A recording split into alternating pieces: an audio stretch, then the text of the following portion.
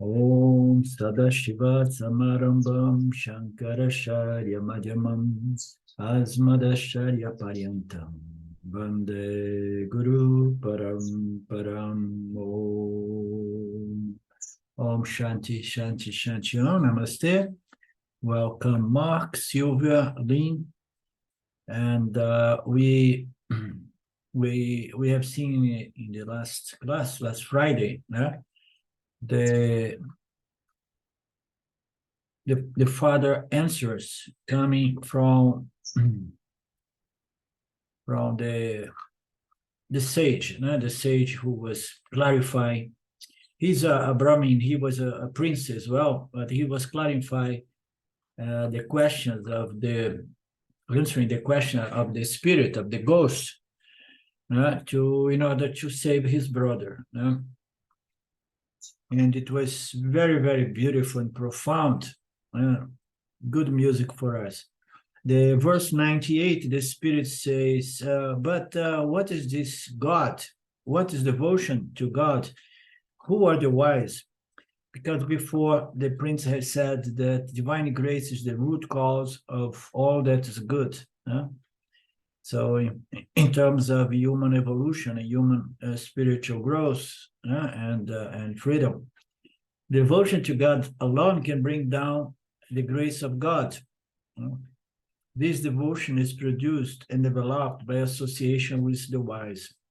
That's the prime cause of it all. So association is the base, and then from there one acquires spiritual punya, and then in the end, divine grace, which is a byproduct of this devotion, which is not apart or different from the love for inquiring into the true nature of the I, the self.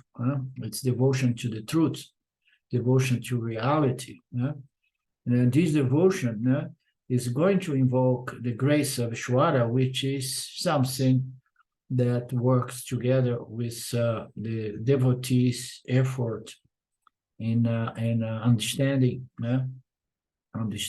its true nature.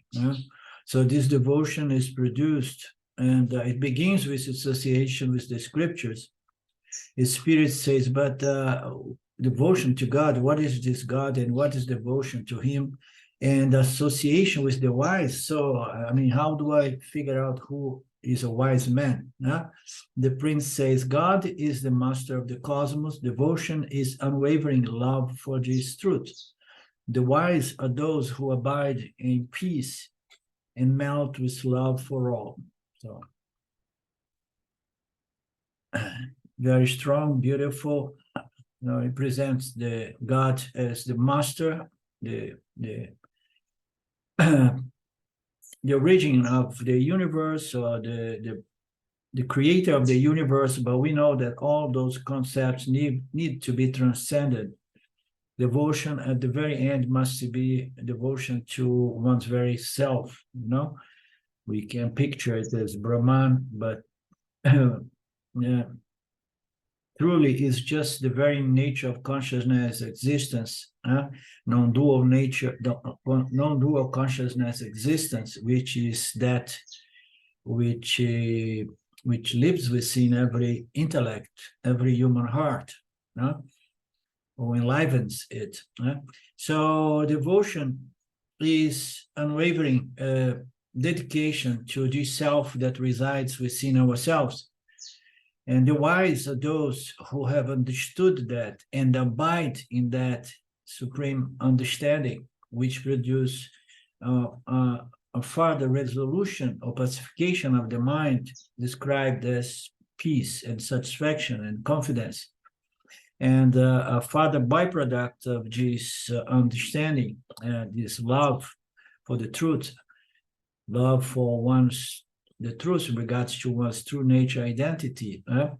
So this pacification of the mind, this peace, and fructifies as well as compassion, especially to those suffering unnecessarily, or those suffering and trying to put an end to this suffering. So one of the marks of the wise is this so-called compassion and love, desire to serve. To serve whom? Those who came to this later stage, in human evolution, in which one wants to be done with samsara, free from human suffering. So the spirit, not yet fully satisfied, says, who is always in the grip of fear and the grip of misery, and the grip of poverty? Yeah. And then the sage, the prince, the Jnani, says, fear holds man possessed of enormous wealth. Misery holds fear holds a man with large family. Large family in India used to be a symbol of security. Yeah? So wealth gives a sense of security as well. But it's said that those holding enormous wealth still experience fear of losing, as we know. The more you have, the more risk you have to lose. So misery is not going to go. The sense of insecurity is not going to go even with a large family.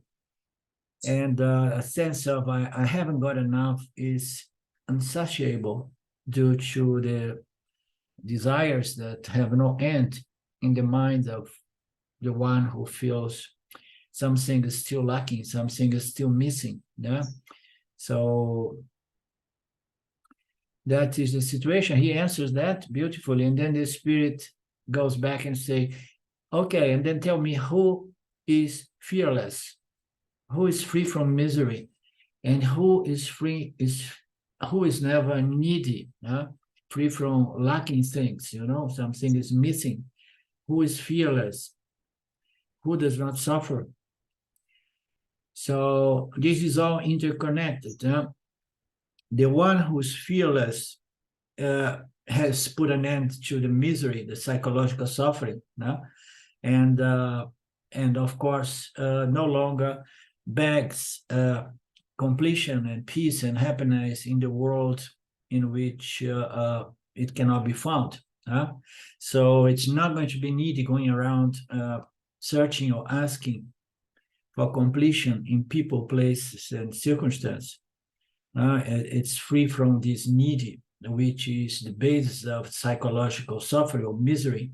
And only the Jnani can develop this sense of nothing can touch me, nothing can be added to me, nada can be subtracted to me. And that is the byproduct, the fructification of self-knowledge once it is further established in the mind. And the prince answered, the man with no attachment is free from fear. The one with controlled mind is free from misery. And the self-realized man is never needy. So the man with no attachments is free from fear. So it's very nice because attachments, association and attachment to people, things and circumstance, it brings about what? Fear of losing that. So attachment is a sign of ignorance. It's a sign that I'm putting my security on people, things, and circumstance. So you need to remove attachment, but it's difficult to develop this kind of vairagya unless you get the knowledge of your true nature, which is non-associated with the world. It's free, it's asanga. So everything is linked to self-knowledge. The man with vairagya is free from fear. Okay, how I get vairagya? Get self-knowledge. You cannot develop, that level of no attachment unless it's by the means of knowledge. Okay, the understanding that I'm already whole, full, and complete as consciousness, my true fundamental essence, nature, identity. Therefore, my body, mind the person receives the bonus, which is the fructification of that self-understanding, understand of the nature of the self. And then it's a body-mind strange because it's not attaching itself to people, things, and circumstance, trying to find security or happiness. Therefore, it's free from fear of losing those how you say, when you use a stick to sustain you. It's a crutch. A crutch, yeah, a crutch as well.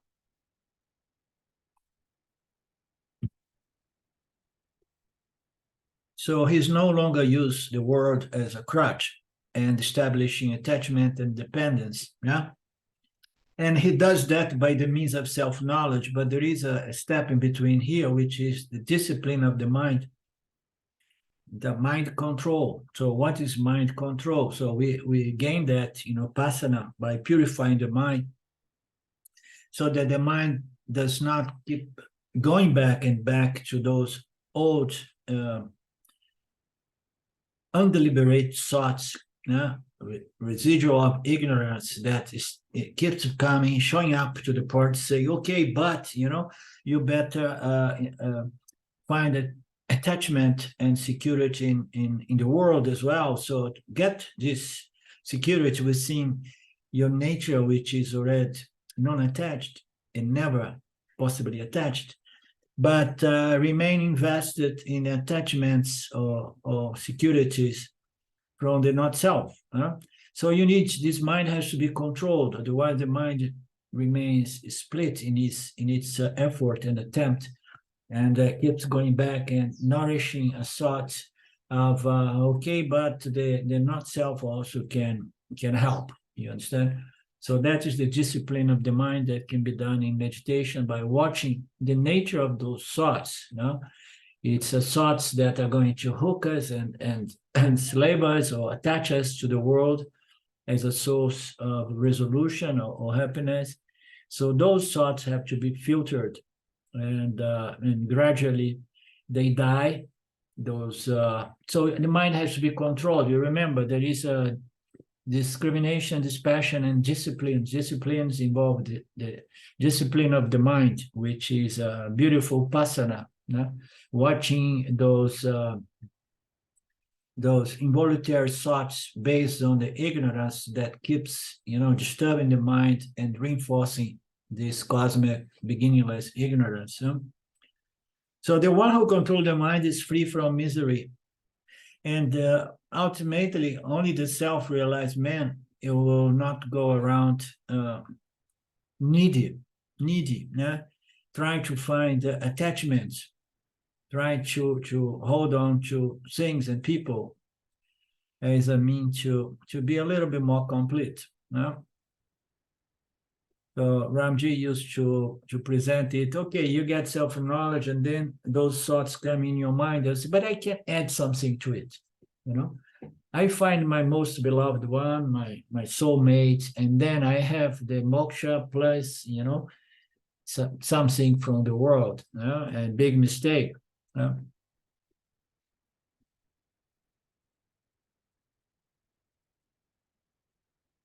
104, spirit would come back and say, who is he that passes man's understanding and is visible, though without a body? What is the action of the inactive consciousness? So who is this person who cannot really be understood, although it has a body, but somehow, and it's visible, but somehow cannot be understood by the samsari, And what is the business of action and inaction? So how the action can take place if the self-realized person, the one who knows I am the akarta self, the akarta Brahman, so explain further this apparent contradiction. And then the Yanni says, Prince, the man emancipated here and now passes man's understanding. He is seen, sought, he does not identify himself with the body. So he's seen, although he does not identify with the body. So it's a very subtle distinction. No? Yeah, his actions are those of someone who does not do anything. So how is that possible? The body is going to keep doing things, but the Yanni is no longer identified in the body as the body. And then there is a sense of objectivity. And inside he feels, I'm consciousness, the witnessing consciousness that somehow experience this body doing things, but holding effortlessly the knowledge that I am a karta and a bhakta. I don't do anything and I never change. And the actions are like that, you know. He did all of that because he shifted his identity from the body, which is a karta and a bhakta, to consciousness, which is a karta, and nirvikara as well, never change. Therefore, such a man is not easily understood. I mean, how can the samsari understand a Yanni, you know? So, oh, this guy, he gave up everything, and now he says that he's happy, you know, just in himself. People inside, they somehow, they laugh, they make fun, they say, these fools, they don't know what they're missing. They gave up everything, you know. I mean, I remember, I never forget one person of my family making statements in reference to me, saying that, oh, this guy is a loser. He's searching for these things there, here and there, traveling around the world, and he has sabotaged himself. He could never make money and stay, keep some things to take care of the material side. So a man in the search of moksha, it will never be understood by the samsari, you know, never, ever. We see as crazy people who are just like, you know, we are looking in the wrong place for happiness. Happiness is in the world, you know? And we see them as samsaris, fools, you know? The spirit comes back and says, what is real and what is unreal? What is inappropriate? Answer these questions and I will let go of your brother and redeem your brother. What is real and what is unreal? And what is inappropriate? In other words, what are the actions that I can take which are going to be conducive to moksha, self-knowledge and moksha? And that goes to us very close to understand it, you know, and that's why he's already, you know, suggesting that one more question, one more answer, and then I redeem your brother. The prince says the subject, meaning to say, I, the self, is real. The object, the world, which appears within I, the self, consciousness, is unreal. Worldly transactions are inappropriate. So let's go one step at a time. The self is real. So I think we have clearly and firmly established that, I mean, we are old Vedantins, that consciousness as the self, existence as the self, is the only principle which is never not present. And it's only principle not subject to change or time or space. It's never here but not there. So, and this consciousness is not something transcendental, which requires some transcendental mystical experience, but it's the very consciousness that we experience as human consciousness. No, this is the subject. The only trick is that it has to be understood not as the mind. Okay, this is the most fine discriminate consciousness from the mind. We say that the mind is consciousness, but yet Consciousness is not the mind. And that discrimination has to be made. And it's the most simple, but very subtle. You understand? And then once that is clear, that potential for confusion or superimposition, and then game is over, as we say. The self is real. The mind and the world are objects. They are the not self. So and then we have to put the mind there and say, don't be deceived. Don't take the mind to be real. The mind changed. The mind is limited. The mind experiences a sense of time and space. And you are not the mind. But so if I'm not the body, took me some time to accept I'm not the body. I managed to develop an objective view of the physical body. I managed to understand my physical body and people's physical body is all the same, the 5 elements. But the mind is so intimate and so subtle. How can I reject the mind as myself? So this is the whole thing, I have to put the mind in the field, in the category of an object. I have to develop an objective perspective view of the mind. Understand that the mind is the not self for all the reasons we know. It's experience limitation, time, space, and change all the time. Different states in which the mind seems to be the visual now, and then the Tejasa and Pranya and so on. So the mind is not real. The reality is that never not present and never modified to any human experience. So therefore, the mind is the not self and the world is not self. They are both unreal. And then the third part is strong. Requires a little analysis, understanding. Worldly transactions are inappropriate. So worldly transactions are unavoidable, unless you were born with total, dispassion towards the world, that you say, no, I don't want to have anything to do with it. I want to have no transactions. I don't want to navigate in this world. I want to do my spiritual work only.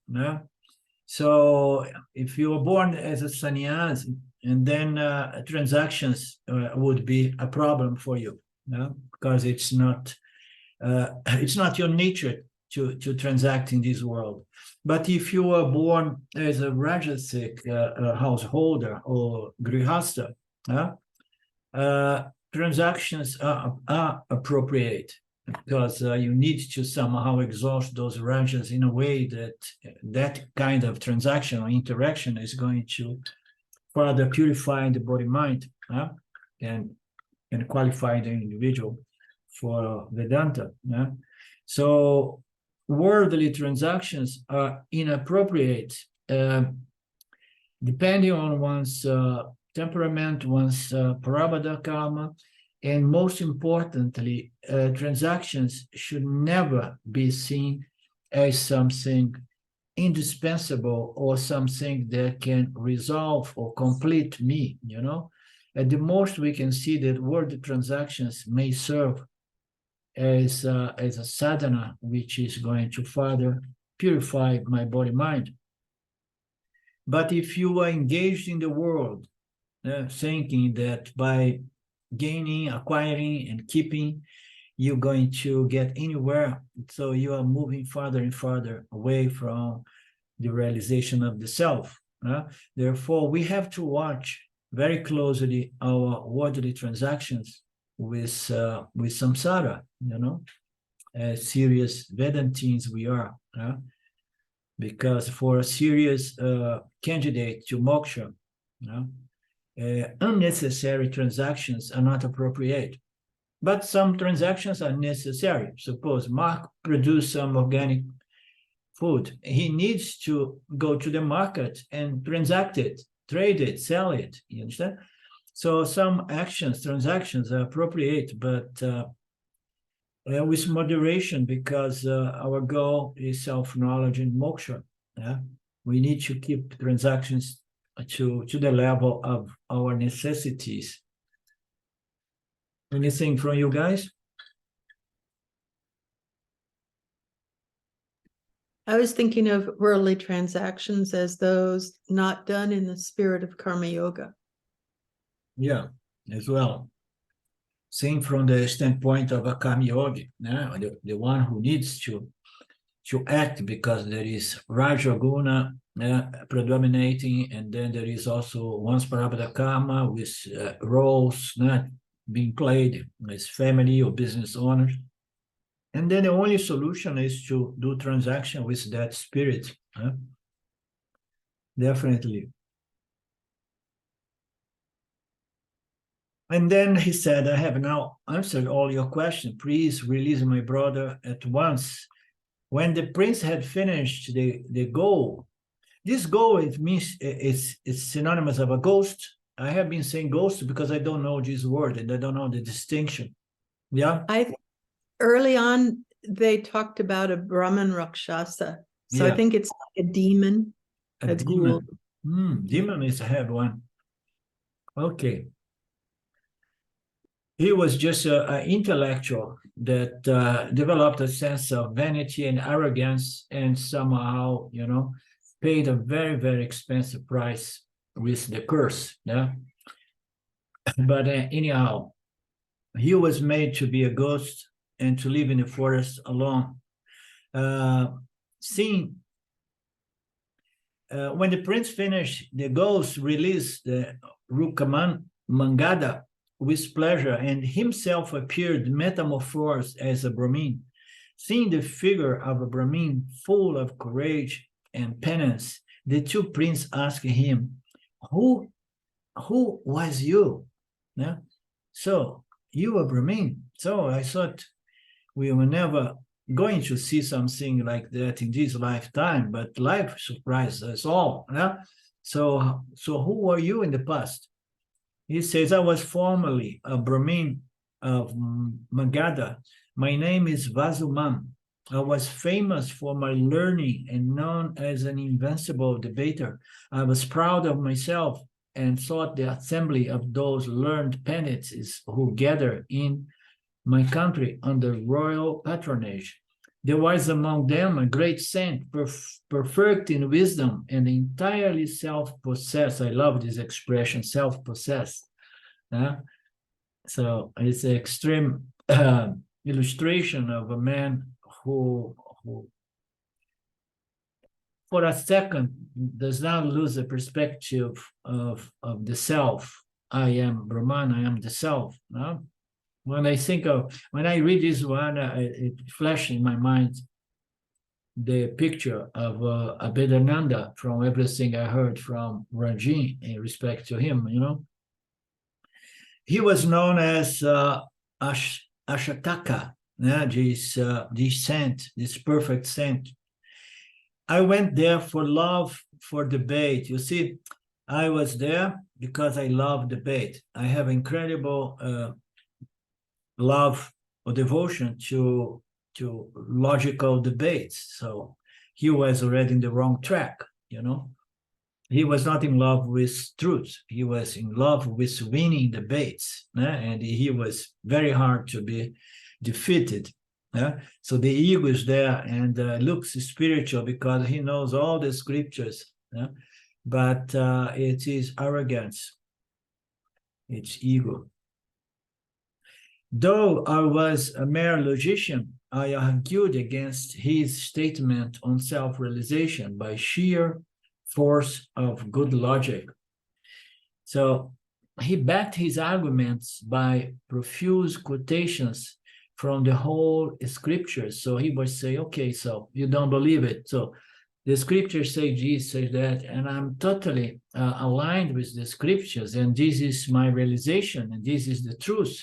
I can testify the scriptures, also backed up by my direct experience of self-knowledge. But this Brahmin was impossible I was out to win, and I continued to refute his quotations, and find me incorrigible. He kept silent. He said, okay, so that's time for me to be silent. Yeah. However, one of his disciples, a descendant of the Kashyapa lineage, was enraged at my attitude, my audacity, and cursed me before the king, saying, "You sheep of Brahmin, how dare you refute my master without first understanding his statement, without first opening your mind?" Yeah? So it is disrespectful and is extremely arrogant. And so the the perfect guru, the perfect sage was absolutely fine. He was not experiencing any rage towards this guy, but his disciple experienced, a kind of rage and say, "So you're gonna pay for your disrespect. May you at once become a ghost and remain so for a long time." So I shook with fear and at the imprecation, and I took refuge at the feet of the sage Ashataka, the very sage that he was disrespectful to. When he saw that things were getting bad to him, he went back to take refuge at the feet of the perfect sage. So, and this sage, being always self-possessed with incredible love and compassion for the ignorant, took pity on me. Though I had figured as his opponent just shortly before, and he's modifying his disciples' curse by pronouncing an end to the curse as follows.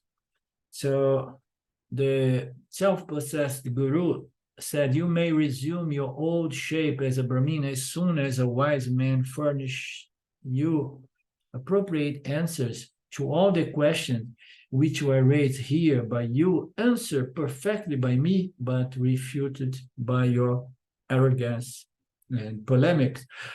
So you say, so unless you assimilate these answers that I already presented, you reject it, you remain a ghost forever. So you see, you're going to go to the forest and take the opportunity, if you really find a true Yanni, a true sage, and try to understand. You do not understand now because your ego is inflated with vanity and arrogance, but after years and years and years of lives, exhausting this karma of being disembodied in the forest, maybe that is going to do something to your mind. You will develop some sort of humility and an openness to receive the same answers for the same questions you have present here. So, and that saved the ghost. And the ghost was before living in the forest, just eating anybody who was coming by, if I remember well. But he could eat only if he would win a debate. But, being the best logician, he was debating, winning, and eating people.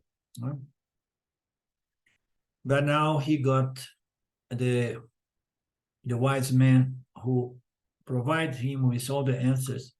"Oh, Prince, you have now released me from that curse. I therefore consider you as the best among men, knowing all that pertains to life here and beyond." The princes were astonished at this story of his life.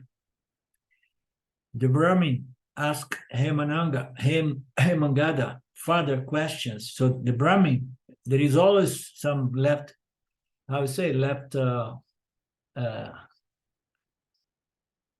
forgot this English expression. When you do something but leave some left, what's the expression? Could it be a residual? I'm not sure what you're looking for. I'm saying unfinished. some I forgot the English expression. Loose ends. Loose ends. No. So they always leave a loose end so that Tripura can carry on. What is the loose end here? So the Brahmin asked Hemangada further questions and became further enlightened. Then the prince returned to the seat after saluting the Brahmin. I have now told you everything, Parasurama. Thus ends the chapter on the episode with the ghost. So, but he said, the Brahmin asked Hemangada further questions and became further enlightened. Now, Parasurama wants to know what were the further questions and how he finally understood it. And that takes us to the conclusive chapter 12. After Sri Dattatreya had finished, Parasurama again asked respectfully, "Oh Lord, what further did that Brahmin ask Hemangada, and how did the later enlighten him?" The account is very interesting, and I desire to hear it in full. Then Sri Datta, the Lord of Mercy, continued the story. Vasuman asked Hemangada as follows: Prince, I shall ask you a question. Please answer me. I learned about the supreme truth from Ashataka and now from you. So the Brahmin now, which was before a ghost. So I learned it before from the sage Ashataka, the one possessed by the self. And now I'm asking from you. You are sage, but still, how is it that you go on hunting? No, there was a contradiction there. So it's very common. So how can you, I would like to find you here because you took this hunting trip. But how you go hunting? How can a sage be engaged in such a work? Work implies duality. Wisdom is non-duality. The two are thus opposite to one another. Please clear this doubt in my mind. So he was very honest, and he presented his doubt in regards to action and inaction, which is a very subtle subject.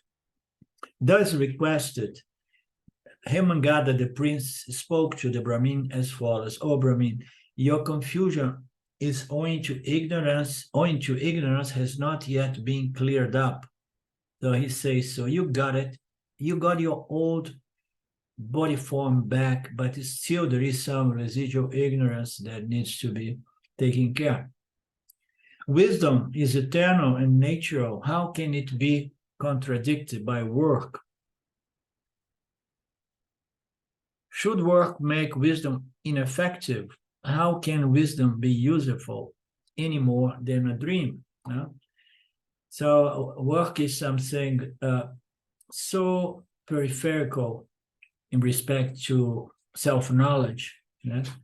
So if I work and then I'm neutralizing wisdom or self-knowledge, so this self-knowledge will be useful because, things which are dense and superficial and peripheral, such as doing this or that, would affect one's certainty of self-knowledge. So what kind of self-knowledge, what kind of wisdom is that? So he says wisdom is eternal because the self is eternal. So no work can cancel it or contradict it or neutralize it. Otherwise, people would be in the situation such as I found myself in the beginning. I was afraid that running my restaurant in the weekend under stress would cancel my understanding. You understand? So no, it does not cancel. Otherwise one's understanding is not worth much. Now I have to be careful in what I'm doing and what I'm not doing because I may lose it. We heard it so many times in the past. No, I got it, I lost it. I got it, I lost it, No, you don't lose it. If that would be possible, and then no eternal wisdom is possible. All this work is dependent on self-awareness, wisdom. So every work depends on consciousness. Consciousness is blessing everybody mind to do what is somehow its nature. Yeah? And different body minds have different natures and temperaments. And everything is happening within consciousness or apparently blessed by consciousness or Ishvara, howsoever you want to see it. Being so, can work destroy the self or the self-knowledge or wisdom and yet remain imperfect in the absence of work? No, it's an absurd idea that I already illustrate with my example running the restaurant. Wisdom is that consciousness in which the world, so he is equating wisdom with consciousness because wisdom refers to a certain knowledge within the human experience, the knowledge in regards to one's true nature identity as limitless consciousness. No? So when the mind knows, I am that consciousness, so the mind is said to be consciousness itself, being from the perspective of the Jivatma, no? And then wisdom is that consciousness and can be assessed only by Jivatma, that removes one's ignorance to establish that I am that consciousness. So therefore, self-knowledge is identity with consciousness as consciousness. And this word occurs within this wisdom, within this consciousness experienced by the Jivatma, who became a Jnani. This world, with all its phenomena and activities known to be as an image or series of images, and the duality essential for work is also a phenomenon in that non-dual mirror of consciousness awareness. So consciousness is like a mirror-like apparatus, in which the world is reflected. And the world is this phenomenon, and this phenomenon it's possible only due to a fundamental duality, which is the Jivatma and the world, aham and idam. So this fundamental, the experiencer and the experienced. So this is the fundamental duality. So the world is due to this duality. And the non-duality is the understanding that this apparent duality, I, the experience, the mind, and the world are just appearance happening within myself, and consciousness, which is of one without a second nature, non-dual, the only reality. So everything is a phenomenon or a reflection or superimposition in this consciousness of non-dual, infinite, limitless nature.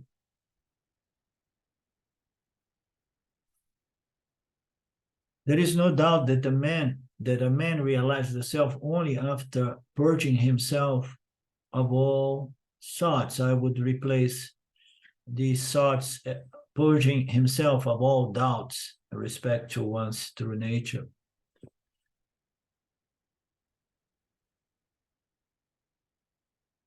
And that he is then released from bondage once for all.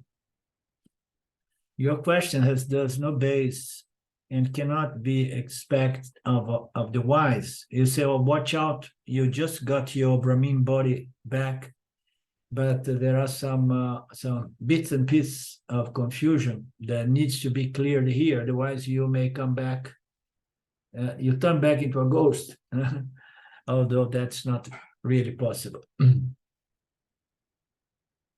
But this is interesting because here in this text, again, he's going to further clarify beautifully the three classifications of Jnanis. And I get these questions again and again from my students in Vedanta Brazil. And people who have a certain level of jnana, they still express ignorance in their understanding. And one needs to understand that this is normal. And the danger is one to say, no, I'm a yoni, and I reject any correction or any possibility that my self-knowledge needs to be refined and ignorance needs to be further canceled, So again, this humility to accept that without being frustrated or angry. So the man realized the self after purging himself of all doubts in respect to one's true nature. Your question has no base, and it's not a question of someone who is fully realized. Then the Brahmin continued further without taking any offense. He just continued with great attitude and reverence. It's true, O Prince, I have also concluded that the self is pure, unblemished intelligence, but how can it remain unblemished when desire arises in it? Desire is modification of the self, giving rise to confusion, similar to that of a snake in a rope. So he's totally honest. There is no trace of vanity or arrogance in his talks now. There is a huge transformation from what he used to be before he got that curse, Before he was arrogant and he was so ignorant, that he was not open to receive the answers of the great sage at that time without fighting and not letting those answers in. And now he has an open mind, humble mind, and he wants further clarification so that his knowledge becomes hard and fast and clear. Listen, O Brahmin, you do not yet clearly distinguish confusion from clarity. So there is still some ignorance mixed up with your knowledge. It's very common. There is knowledge and ignorance, and you are not clearly discriminating or distinguishing between them. Therefore, there is confusion. The sky appears blue to everyone alike, whether they know the space is colorless or not. They still appear blue. Even the one who knows speaks, oh, the skies are blue today. But within, he knows that there is no such a thing. Therefore, there is no confusion. It's just a common consensus, language consensus. The ignorant man is confused, whereas the man who knows it is not.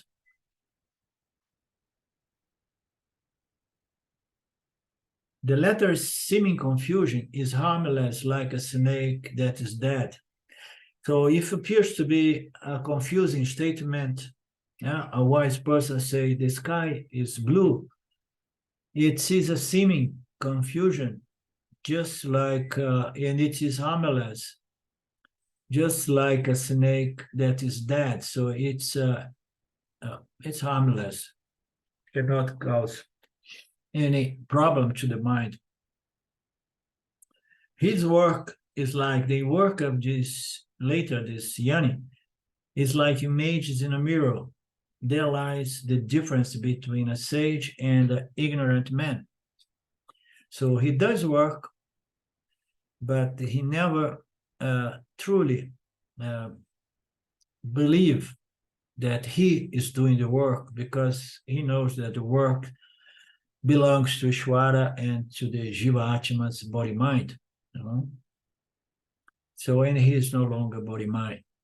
There lies the difference. The former has accurate knowledge, perfect knowledge, clear knowledge, always present knowledge. The former has very accurate knowledge and unring judgment. What is this word, please? Unerring just means without mistakes.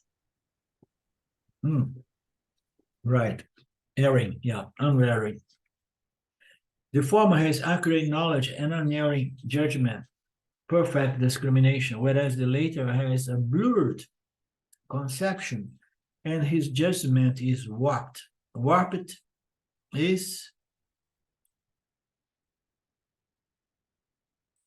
It's like mistaken, mistake. taken out of focus, just Blurred, and then there is misperception, misjudgment, and so on. Knowledge of the truth never forsakes the sage, although he is immersed in work. So the Yanni never forgets the truth, even though he does not sing for it, for periods of time when he's engaged in certain activities that involves the mind thinking, focus on those activities. You know? All his activities are like reflections in a mirror, for being self-realized, ignorance can no longer deceive him, touch him. It does not come back. We are ignorant in every field of knowledge, and more we know, more we discover our ignorance in respect to those scientific knowledge. But self-knowledge is a knowledge that's not subject to error, does not need revision or correction. And then what is this talk about confusion and the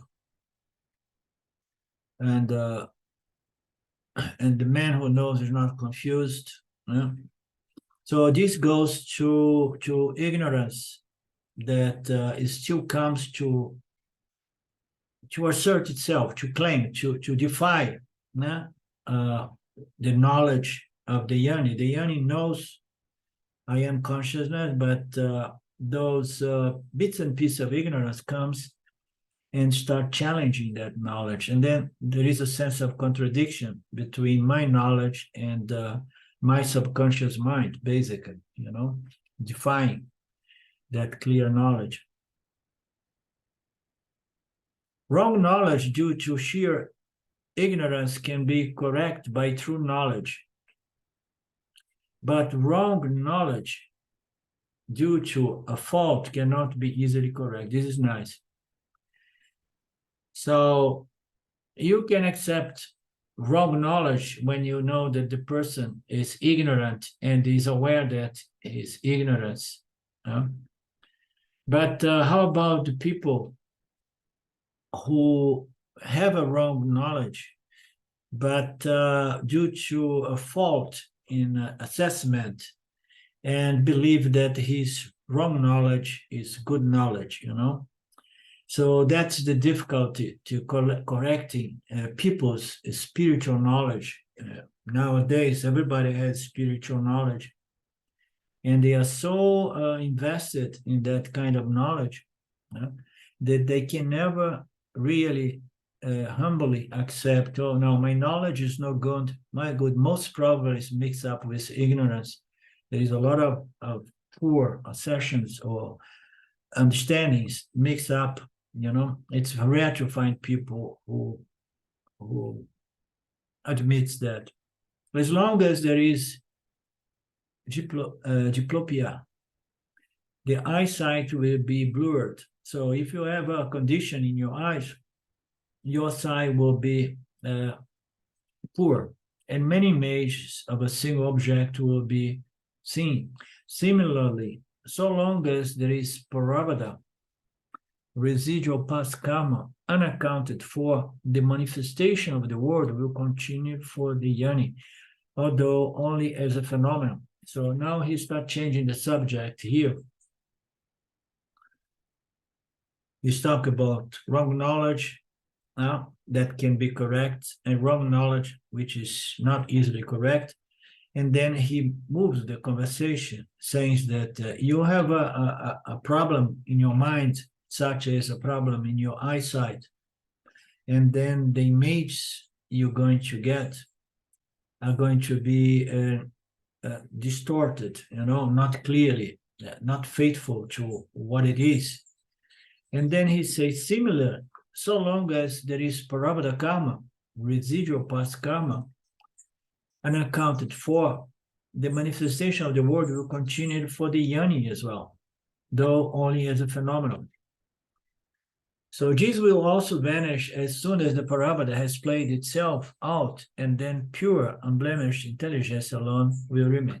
So here, the sage, the author, is referring to a residual past karma, Parabada, refers to residual ignorance, this residual ignorance which is still burning themselves in the light of the scriptural teachings, So if there is a Parabada, if there are some vasanas which still needs to be neutralized, the yoni, the world will continue to deceive here and there the yoni. But the yoni sees also that only as a phenomenon, okay? Because the knowledge is self-knowledge equally to whatsoever the stage of the yoni. Yeah? So as long as there is a problem with one's eyesight, similarly, a problem with the the intellect of the yoni, the mind of the yoni, there is Parabada, residual karma, manifestation will continue for the yoni, although as a phenomenon. So this will also vanish as soon as the Parabada has played itself out, and then pure unblemished knowledge alone will remain. So I relate to this, therefore I interpret the way I'm interpreting now.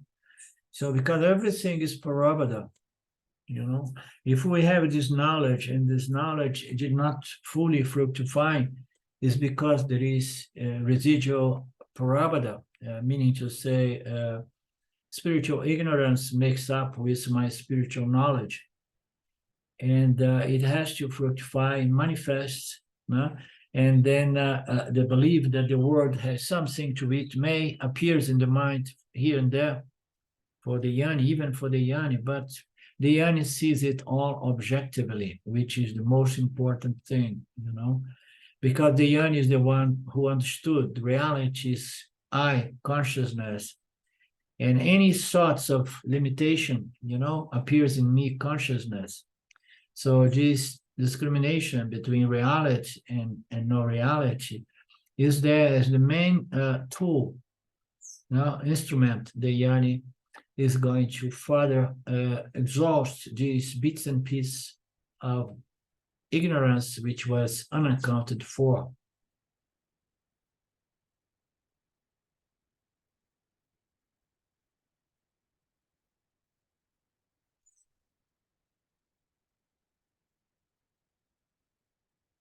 Therefore, I tell you, there is no blemish attached to any yoni, though he appears active and engaged in worldly duties appearing here, the word duty, social roles.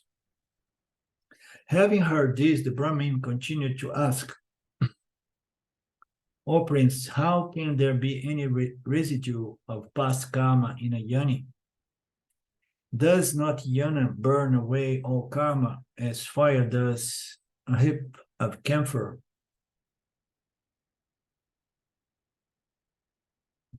So we say that self-knowledge burns all the karma because it establishes the yoni in its true identity / nature, which is before or beyond cause and effect, karma. So I'm the consciousness in which causality, actions and its results take place. So how can there be residual karma for a yoni? Does not the yoni burn away all karma?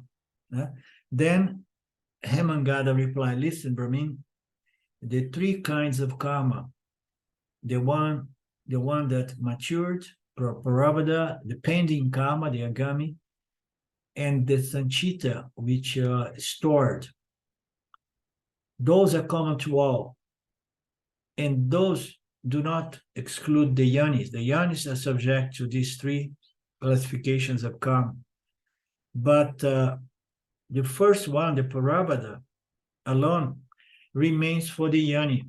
and the other two are burned away for the yoni. Okay, so this is again, it's I read a little bit the text today, and it's going to further clarify to all of us the subject of Parabhada karma, Sanchita, and Agami, and in which way there is still Parabhada to Yoni, and in which way there is no Parabhada, even Parabhada to the Yoni. Okay, so we're going to look into it happily and gladly and excitedly this coming Friday, during our next class. Anything from you guys?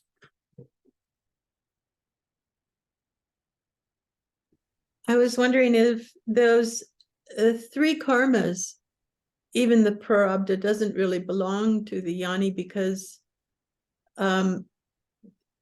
the agent of karma and the one who owned the karma has resolved into Ishvara and is no longer the yoni.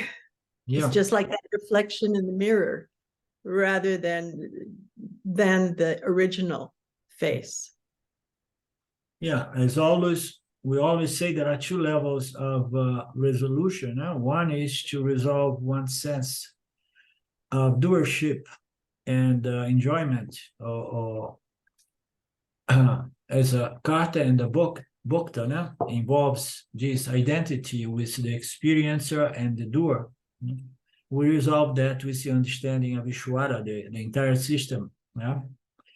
So, and then your sense of being the enjoyer and the sufferer of the results, it's resolved. And then the other one is to resolve it in the understanding that consciousness allows for this fundamental duality and all the laws, structuring these transactions in which there are actions and results, karmas, and different levels of karma. All of that happens in me consciousness, and I don't do anything and I don't experience anything. So two levels of resolution, but most of our texts insist to suggest that there is Parabhada to Yoni still. So we're going to look into it next week, and then we can come to some further understanding, more accurate understanding of these statements. Okay. Om Purnamada Purnamidam Purnamudachyate Purnasya Purnamadaya Purnamevavashishyate. Om Shanti Shanti Shanti. Namaste. Thank you, my friends. So we meet again this coming Friday. Ishvara willing, of course. Bye now.